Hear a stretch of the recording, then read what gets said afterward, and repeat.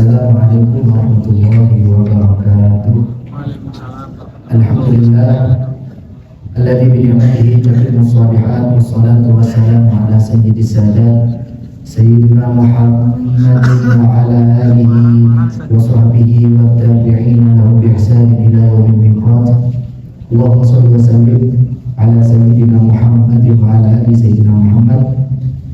Subhanaka la ilma lana illa ma 'allamtana innaka antal alimul hakim. Rabbi shrah li sadri wa yassir li amri wahlul 'uqdatam min lisani yafqahu qawli, amma ba'd. Para jamaah yang dimuliakan oleh Allah, alhamdulillah kembali kita dikumpulkan di tempat yang mulia ini, di rumahnya Allah Subhanahu wa taala, yaitu Masjid Baitur Rahman. Semoga Allah Subhanahu wa taala senantiasa memberikan kebaikan terhadap kita semua dan semua hajat-hajat kita dikabulkan oleh Allah Subhanahu wa taala. Amin ya rabbal alamin. Para jemaah yang dimuliakan oleh Allah, kita lanjutkan kajian sebelum berbuka ini, yang mana kemarin kita sudah membahas tentang kemuliaan bulan Ramadan dan sebagian daripada sunnah-sunnah sebelum berbuka puasa.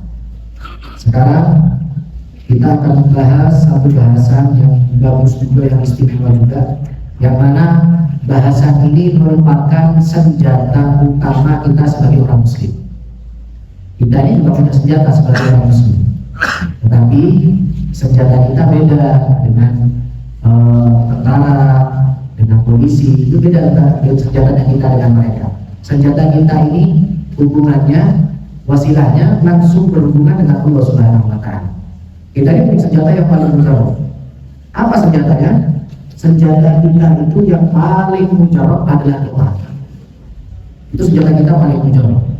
Bahkan saat diterpa kesulitan, paling bagusnya cara untuk mengatasi kesulitan tersebut adalah memohon kepada Allah, kemudian berdoa kepada Allah Subhanahu wa taala.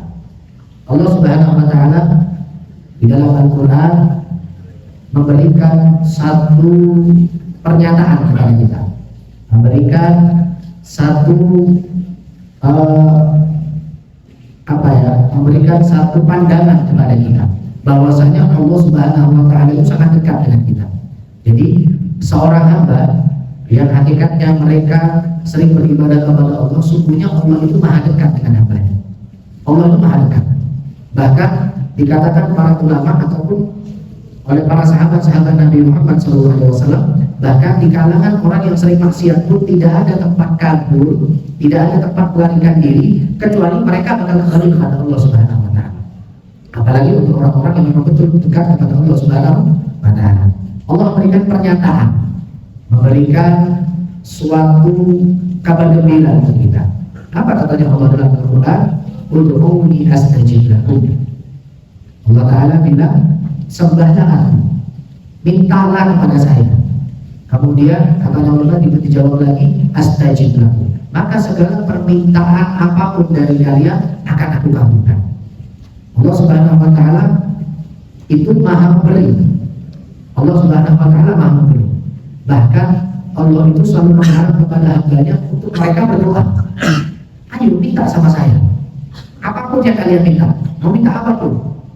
Mau minta kebaikan dunia, kebaikan akhirat, apapun. Allah itu sebaik-baik memberi. Kalau kita misal kadang meminta kepada makhluk, minta kepada manusia, itu kadang kalau kita minta terus-menerus, mungkin manusia tersebut bakal bosan. Kan seperti itu. Tetapi berbeda dengan Allah, berbeda dengan Tuhan kita. Kalau kita semakin minta sama Allah, semakin menyandarkan diri kita kepada Allah, justru Allah bakal senang dan bakal terus kasih kepada kita.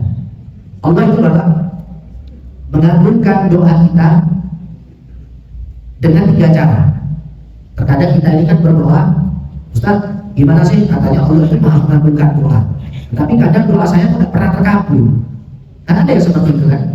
Kenapa doa saya kok kadang tidak pernah terkabul doa saya? Kata Alhamdulillah, wahai Bapak yang dimuliakan oleh Allah, Bapak-bapak dan sekalian, Allah itu mengabulkan doa kita dengan 3 cara. Jadi Allah itu menjawab doa kita salah satu dari 3 ini pasti dijawab salah satu dari 3. Apa yang pertama? Yang pertama, Allah itu bakal menjawab doa kita secara langsung. Jadi ketika kita minta sama Allah, ya Allah, misalnya saya ini pengen kebaikan, rezeki saya pengen lancar, sama Allah Ta'ala langsung dikasih rezekinya. Mungkin seperti itu pengabulan dari Allah Subhanahu wa Ta'ala. Tetapi terkadang tidak langsung dikabulkan sama Allah, tidak langsung dikabulkan, tetapi Allah mengabulkannya dengan cara yang lain. Contohnya seperti apa? Nabi Muhammad kasih contoh bahwasanya terkadang doa kita tidak dikabulkan secara langsung, melainkan doa tersebut dialihkan. Dialihkan untuk apa? Yang harusnya kita di Lauhul Mahfuz sudah kena musibah di hari tersebut, mungkin dengan doa itu musibah yang tadi harusnya dapat kepada kita itu menjadi tidak jadi kepada kita, ataupun doa ini menjadi benteng untuk kita sebagai pelindung dari apa? Dari hal-hal musibah yang bakal menempa kita semua.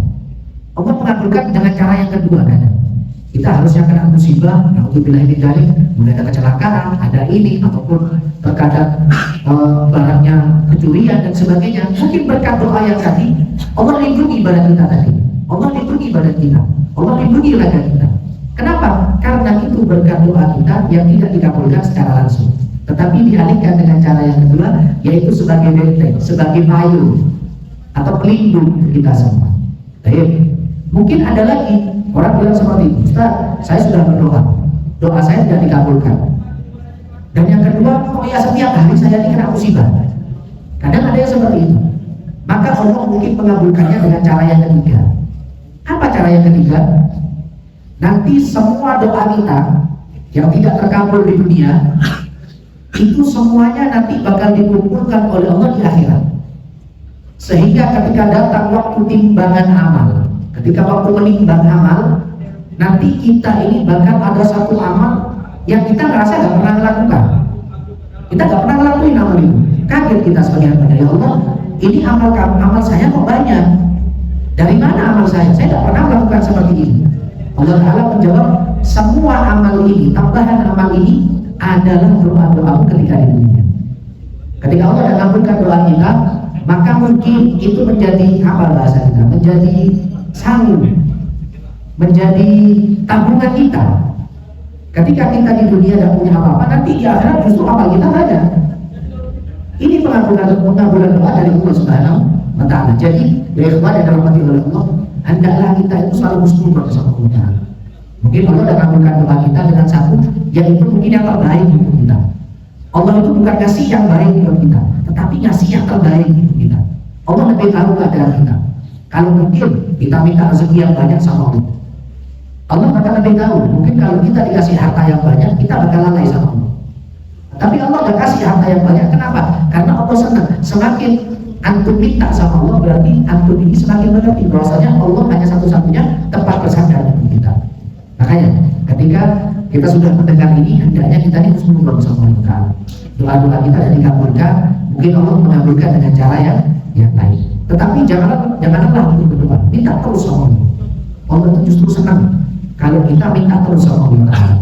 Mobil khusus ketika sekarang kita masuk malam Jumat, yang mana malam ini penuh dengan kemuliaan yang luar biasa. Maka dikatakan oleh Nabi Muhammad SAW dalam satu hadisnya, "Khamsul layali la turaddu fihi nadama." Ada 5 malam yang mana kalau kita minta sama Allah, doa kita tidak bakal tertolak sama sekali. Perlu diingat di 5 malam. Yang pertama apa? Awwalul laila min Rajab. Malam pertama kalau kita tidak dikabulkan, kalau doa kita tidak pasti diterima oleh Allah. Yang pertama adalah malam pertama di bulan Rajab. Malam pertama di bulan Rajab. Kemudian yang kedua, Lailatul Nisfi min Sya'ban. Kemudian malam kedua yang apabila kita berdoa pasti diterima sama Allah adalah malam pertengahan di bulan Sya'ban. Malam di pertengahan bulan Sya'ban. Biasanya ada 15 Jawa ataupun 15 Arab biasanya. 15 Hijriah. Itu kalau kita berdoa sama Allah, doa kita tidak bakal ditolak sama Allah Subhanahu wa Ta'ala. Kemudian yang ketiga dan yang keempat ini bukan bersamaan, saling berkaitan. Apa saja? Lailatul Idul Fitri wa Lailatul Idul Adha. Malam lebaran. Baik lebaran Idul Fitri ataupun lebaran Idul Adha. Jadi jangan disia-siakan. Orang itu kebanyakan kalau malam lebaran mereka keluyuran, tidak jelas, tidak minta sama Allah, justru di malam Lebaran ini adalah momen kita minta kebaikan sama Allah, minta segala kebaikan sama Allah. Pokoknya apapun hajat kita minta sama Allah. Ini di malam Lebaran, baik Lebaran Idul Fitri dan Lebaran Idul Adha. Ini sudah 4. Kemudian yang kelima, yang terakhir adalah datangnya setiap minggu. Kapan? Lailatul Jumat. Oh, enak ini.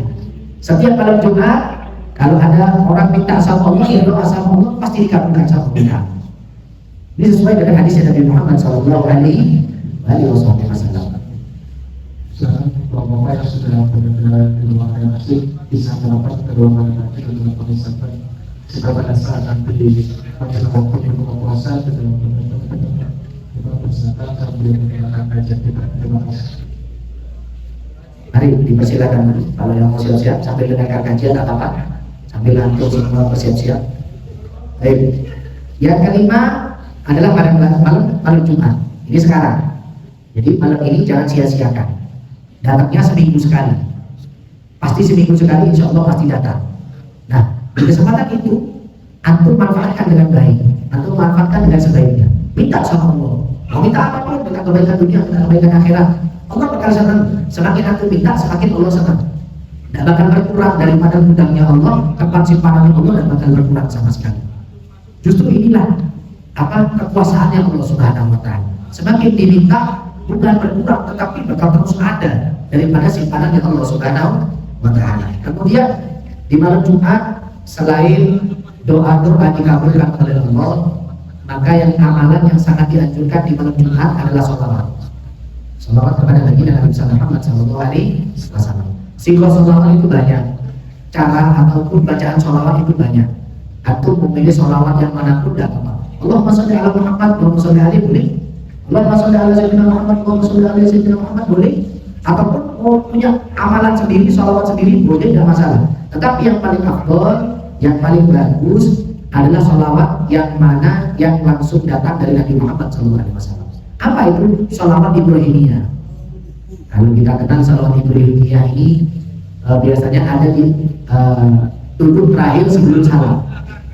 Allahumma sholli ala Muhammad wa ala ali Muhammad kama shallaita ala Ibrahim wa ala ali Ibrahim innaka Hamidum Majid. Ini namanya sholawat Ibrahimiyah. Ini paling afdolnya sholawat. Sholawat banyak, boleh diamalkan. Namanya sholawat bagus. Yang penting Allah Ta'ala memerintahkan kita untuk sholawat. Inna Allah wa malaikatahu yusholluna ala nabi ya ayyuhalladzina amanu shollu alaihi wa sallimu taslima. Diperintahkan, yang penting kita diperintahkan untuk sholawat. Sholawat apapun boleh. Yang penting tidak menyalahi semua sholawat. Dan yang paling afdol di antara sholawat tadi adalah sholawat Ibrahimiyah yang biasa kita baca ketika at-tahiyatul akhir atau sebelum salam. Ini paling afdolnya sholawat yang langsung datang dari baginda Nabi besar Muhammad Sallallahu Alaihi Wasallam. Ini sesuai dengan hadis tadi. Semakin kita banyak baca sholawat, karena apa? Setiap amal itu kita tidak tahu diterima atau tidak, ya kan? Kita tidak tahu, kita tidak jamin sholat kita bakal pasti diterima oleh Allah. Kita tidak jamin. Puasa kita tidak jamin bakal diterima sama Allah. Yang penting kita melaksanakan wajibnya kita melaksanakan perintahnya Allah. Urusan diterima tidak diterima itu urusannya Allah Ta'ala. Jadi ada yang berhak untuk memutuskan amalan itu diterima, amalan itu tidak diterima, tidak ada, kecuali itu Allah Subhanahu Wa Ta'ala. Tetapi dikatakan oleh para ulama, amaluna bainal qabuli wa radhiha. Amal-amal kita ini ada di antara diterima dan tidak diterima. Kecuali satu, apa? Kecuali satu, yaitu amalan sholawat kepada baginda Nabi Muhammad SAW. Kenapa kok bisa gitu ya Ustaz? Nah, ini perkara sholawat ini perkara yang luar biasa, kan? Allah Ta'ala ketika memberikan perintah kepada Nabi Muhammad, Allah itu tidak melakukan. Contoh, ketika Allah memberikan perintah sholat kepada Nabi Muhammad, apakah Allah sholat? Allah tidak sholat. Ketika Allah perintahkan Nabi Muhammad untuk puasa, apakah Allah puasa? Allah tidak puasa. Tetapi ketika Allah sebelum memerintahkan sholawat, Allah kasih pernyataan dulu. Apa pernyataannya? Innallaha wa malaikatahu yusholluna 'alan nabi. Sesungguhnya Allah dan para malaikat senantiasa pakai kalimat fi'il mudhari, yusollu. Artinya apa? Artinya berketerusan. Dari zaman awal Allah bersalawat sampai kapanpun Allah bakal selalu bersalawat kepada baginda Nabi Muhammad Sallallahu Alaihi Wasallam. Baru setelah Allah kasih perintah sholawat, baru setelah Allah kasih pernyataan bahwasanya ini loh Allah dan juga para malaikat seluruh makhluk langit bersolawat. Baru kasih perintah kepada kita hambanya, ya ayyuhalladzina amanu, wahai orang-orang yang beriman, shollu alaihi wasallimu taslima. Ayo kalian bersolawat kepada Nabi Muhammad sallallahu alaihi wasallam. Maka ayo hamba dan dalam hati Allah, malam Jumat ini banyak kemuliaannya. Ayo kita manfaatkan kemuliaan ini, lebih-lebih kita minta sama Allah, kita berdoa kepada Allah agar apa? Agar kita diberikan kebaikan, baik kebaikan akhirat dan juga kebaikan dunia. Sebaik-baik permintaan adalah minta akhirat. Kalau kita minta akhirat, dunia pasti dikasih.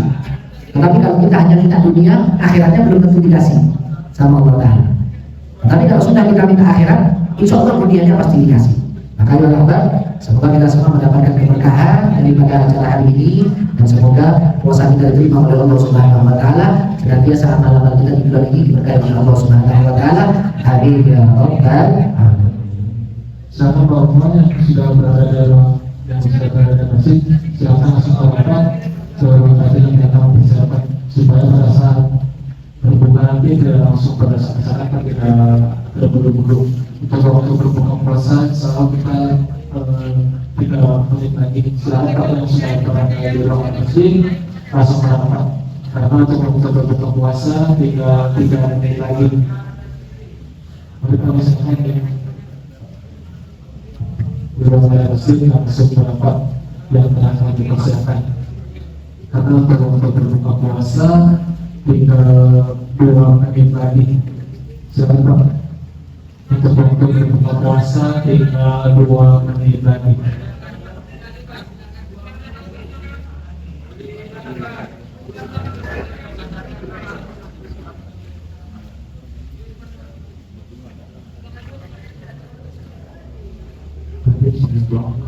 Bismillahirrahmanirrahim. Alhamdulillahirabbil alamin. Wassalatu wassalamu ala sayyidina Muhammadin wa ala alihi wasallam. Sayyidina Muhammadin fil akhirin. Wassalatu wassalamu ala sayyidina Muhammadin fil dunya wal akhirah. Wassalatu wassalamu ala sayyidina Muhammadin fil malaa'ikati ila yaumil din. Wa salli ala sayyidina Muhammadin wa ala sayyidina Muhammad. Allahumma salli ala sayyidina Muhammadin wa ala alihi wa sahbihi jasad. Masyaallah bil sinu wa qawlana wa syahadatin lillahi wa ta'ala wa rahmatil hisab. Allahumma inni a'udzu bika min syarri ma razaqtana wa min sharri ma yaqul. Allahumma سيانا وغفرنا ورفعنا وصدودا ورفعنا بهذا الشهر المبارك. اللهم انك عفو تحب العفو فاعف عنا. اللهم انك عفو تحب العفو فاعف عنا. اللهم انك عفو تحب العفو فاعف عنا يا كريم. ربنا تقبل منا انك انت السميع العليم وتب علينا انك انت التواب الرحيم. ربنا اتنا في الدنيا حسنه وفي الاخره حسنه وقنا عذاب النار. وصلى الله على سيدنا محمد وعلى اله وصحبه وسلم والحمد لله رب العالمين. بسم الله الرحمن الرحيم.